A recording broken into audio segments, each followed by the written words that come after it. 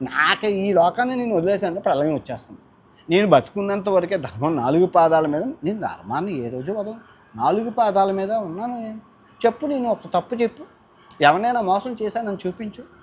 కాకపోతే ఇవన్నీ అంత ఆటలు ఆడేవాడిని కాబట్టి అర్థం మన చుట్టూ ప్రపంచం నడిపిస్తుంది కాబట్టి అలా ఆడుతూ ఉంటాం, పాడుతూ ఉంటాం. ఆటగాడిని కాబట్టి. కాకపోతే ఎవరిని మోసం చేయలేదు, దాన ధర్మాలే చేశాను. మొన్న చనిపోయిన కుటుంబాలకి 40 లక్షల రూపాయలు ఇచ్చాను. అది నా సొమ్ము, నా కష్టార్జితం ఆయన ఇచ్చానా? అటుమన్ను ఇంకో ఆయనకి సైకిల్ కొనిచ్చాను, అటుమన్ను ఇంకో ఆయనకి ఫోన్ కొనిచ్చాను, ఐఫోన్.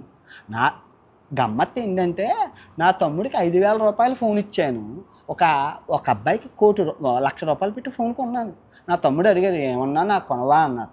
నువ్వెందుకు, నువ్వు సామాన్యుడు, వాడంటే వీడియోలు తీసుకుంటుంటాడు, వాడికి అవసరం అని ఇచ్చాను.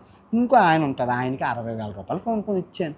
ఎందుకు అంటే ఆయన వీడియోలు తీసుకుంటారు. నా తమ్ముడికి 5,000 రూపాయల ఫోనే ఉంది. మా ఇంట్లో ఫోను నిషిద్ధం, అమ్మా నాన్నకి నిషిద్ధం. పొరపాటున వాడారు అంటే నేను ఆ రోజు చనిపోయినట్లని ఒట్టేయించుకున్నాను. మా తల్లిదండ్రులకు ఫోన్ ఇవ్వను, వాళ్ళు వాడకూడదు, వాళ్ళు నా మాటకి కట్టుబడి నియమనిష్టలతో ఉంటారు. వాళ్ళు ఫోన్ అంతర్జాలానికి దూరంగా పెట్టాను నా తల్లిదండ్రులు. మా తమ్ముడికి మాత్రమే వాట్సాప్, అది కూడా 5,000 రూపాయల ఫోన్ ఒకటే.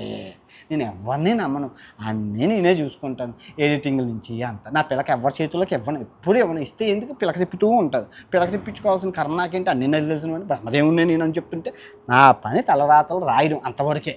నన్ను ఎవరు పూజించకూడదు, నన్ను పూజిస్తే పాపం తగులుతుంది, తిరిగితే మహాపాపం తగులుతుంది, అయిపోయింది.